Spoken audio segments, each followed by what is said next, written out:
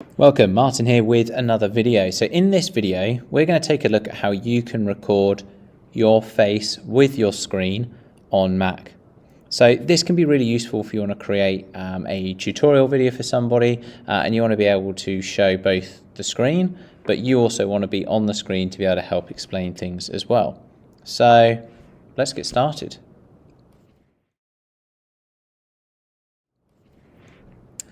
So the first thing that you're going to need to do is make sure that you have QuickTime.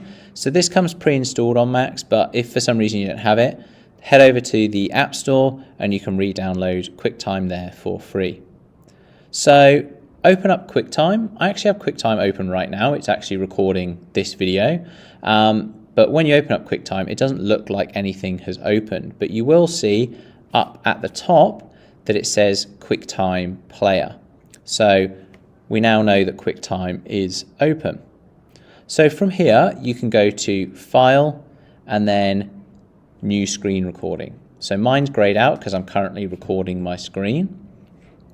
But what we're interested in is how do we record our screen but also record ourselves?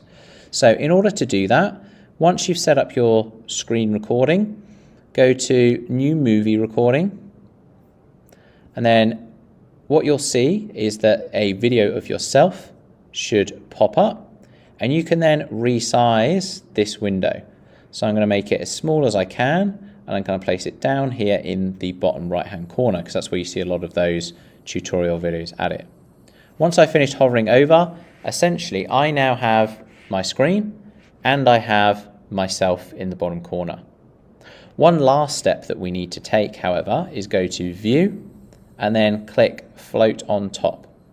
What Float on Top does is ensure that the video of myself is always on top. Okay, so I can go and navigate the screen behind and it will keep the video of myself on the top.